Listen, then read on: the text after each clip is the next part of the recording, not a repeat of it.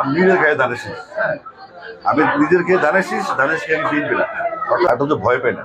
তারপর যেটা হইলো, আমরা জানি আপনি জাসাসের সাথে যুক্ত না না রয়েছেন। না ভুল প্রশ্ন, শিবা শানু ভাই আপনার কথা। না না ভুল প্রশ্ন, জাহাজ আমার কখনো না। আচ্ছা, তাহলে ওইটাকে একটু আমি ঘুরিয়ে বলি যে শিবা শানু ভাই এবং ইথুন বাবু ভাইয়ের সাথে কিছুদিন আগে আমার কথা হচ্ছিল।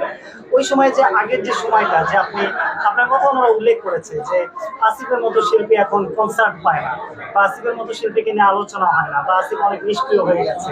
তো ওই সময়টা আপনারা অনেকেই অ্যাক্টিভ ছিলেন না, বা অনেক কনসার্টে অফারই আসতো না। এটা নিয়ে একটু বলবেন কি? না না, কনসার্টের অফার আসতো না ঠিক না। প্রথমত কনসার্টের অফার ছিল 365 দিনে, অনুমতি পাওয়া যেত না, এটা একটা জিনিস। আর শিবাসম মিথুন বাবু যেটা বলেছেন সেটা ভালোবেসে বলেছেন। ওনাদের যে মাইন্ডসেট, এটার সাথে আমার মাইন্ডসেটের মিল নেই। আমি যেটা করি, আমার রেকর্ডিং আর্টিস্ট হয়ে গেছি, আমি রেকর্ডিং করছি এবং এখনো গেছি। আমার 8-10টা গান পাইপলাইনে আছে, ইন্টারন্যাশনাল গান, সাধনা সারগাম বা নিকিতা গান্ধীর মতো আর্টিস্টের কাছে, রাহাত ফাতে গান গেছে। তো আমি কাজ করে যাচ্ছি। সমস্যা হচ্ছে আপনি একটা জায়গায় যদি আটকে যান তাহলে আরেকটা রাস্তা খুলে যাবে, আরেকটা রাস্তা আটকে গেলে আরেকটা রাস্তা খুলে যাবে। এটা ডিপেন্ড করে আপনার অ্যাক্টিভিটির উপর, পার্সোনালিটির উপর, আপনার কোয়ালিটির উপর।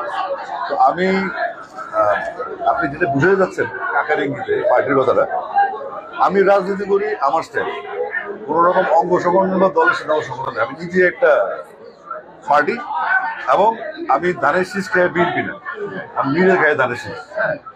আমি নিজের খেয়ে ধানের শীষ, ধানের শীষ আমি বিএনপি না। অর্থাৎ যারা ধানের শীষ খেয়ে বিএনপি তারা হচ্ছে সুবিধাভোগী, আর আমি দলকে ভালোবাসি, এটা হচ্ছে আমার মূল মত। আমি আসলে জীবনে দুটো জিনিস করি না, একটা হচ্ছে প্রেশার আছে, চাপ, মানে টেনশন, এটা নেই না। আর একটা হচ্ছে ভয় পাই না, তারপর যেটা হইলো।